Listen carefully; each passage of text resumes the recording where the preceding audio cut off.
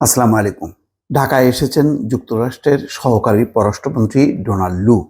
আজকে বেলা 11:30টার দিকে তিনি হজরত শাহজালাল বিমানবন্দরে আসেন। তাকে স্বাগত জানান পররাষ্ট্র মন্ত্রণালয়ের মহাপরিচালক, উত্তর আমেরিকা অনুবিভাগের খন্দকার মাসুদুল আলম। এই সফরে লু আগেই যেটি বলা হয়েছিল যে বিনিয়োগ, নিরাপত্তা, প্রতিরক্ষা, জলবায়ু পরিবর্তন, নাগরিক অধিকার সহ দুই দেশের অগ্রাধিকারের বিভিন্ন বিষয় নিয়ে সরকারি ও বেসরকারি পর্যায়ে আলোচনা করবেন। তো গত জানুয়ারি দ্বাদশ জাতীয় সংসদ নির্বাচনের পর যুক্তরাষ্ট্রের পররাষ্ট্র মন্ত্রণালয়ের জ্যেষ্ঠ কর্মকর্তা হিসেবে এটি ডোনাল্ড লুর প্রথম সফর। এই সফরে যেটি রাতেই প্রধানমন্ত্রী বেসামরিক শিল্প ও বিনিয়োগ উপদেষ্টা সালমান এফ রহমানের দেওয়া নৈশভোজে যোগ দেন। সফরের দ্বিতীয় দিনে তিনি পরিবেশ, বন, জলবায়ু পরিবর্তন বিষয়ক মন্ত্রী সাবের হোসেন চৌধুরীর সঙ্গে এবং পরে পররাষ্ট্র সচিব মাসুদ বিন মোমেনের সঙ্গে দ্বিপক্ষীয় আলোচনা করবেন। পরে ডোনাল্ড লু পররাষ্ট্রমন্ত্রী হাসান মাহমুদের সঙ্গেও সৌজন্য সাক্ষাৎ করবেন। 3 দিনে ঢাকা সফরের সময় ডোনাল্ড লুর নাগরিক সমাজের প্রতিনিধিদের সঙ্গেও মত বিনিময়ের কথা রয়েছে। এটি খুব গুরুত্বপূর্ণ।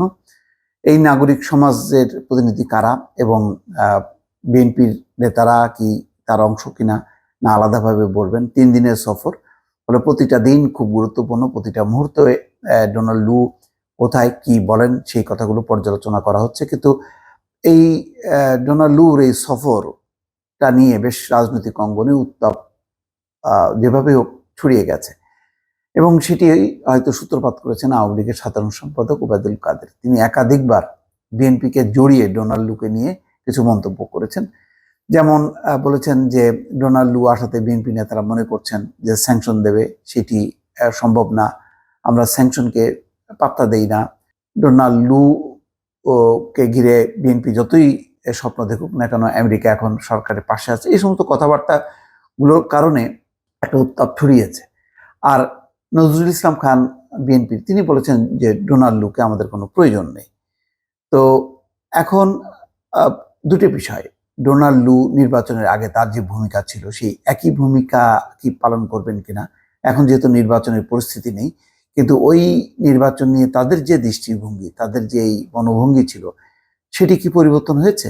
অনেকে বলেন যে না, সেটি পরিবর্তন হয়নি, কিন্তু সেইগুলোকে তারা বাদও দিচ্ছে না, সেইগুলিকে রেখেই তারা অন্যান্য বিষয়গুলো নিয়ে, জরুরি কোন কোন বিষয় বলা হচ্ছে যে নতুন নতুন অনেক বিষয় আসতে পারে, যেমন শ্রমিক অধিকারের বিষয়, রোহিঙ্গা ইস্যু, বা বিনিয়োগ ব্যবসার হয়তো নতুন ক্ষেত্র, বা সবচেয়ে বড় কথা হলো ইন্দো প্যাসিফিক, যেখানে একটা নিরাপদ একটি অঞ্চল গড়ে তুলতে চায় ভারতকে সঙ্গে নিয়ে মার্কিন যুক্তরাষ্ট্র, চীনকে মোকাবেলা করার জন্য।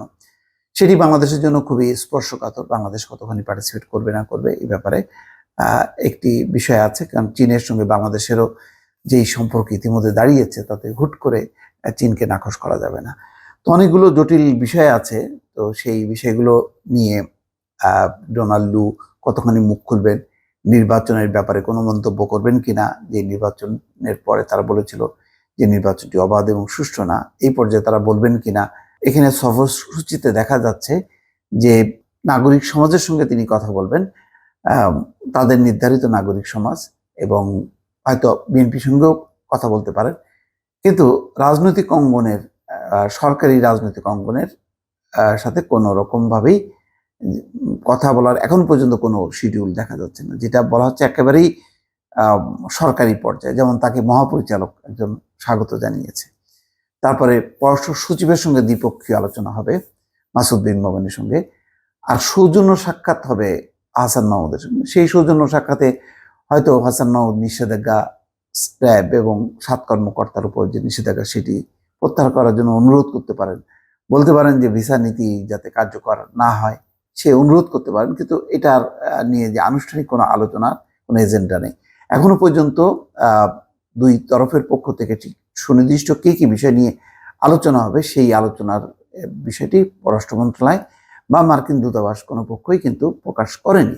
তার মানে বোঝা যাচ্ছে যে কিছু আলোচনা হবে প্রকাশ্যে, কিছু আলোচনা হবে অপ্রকাশ্যে।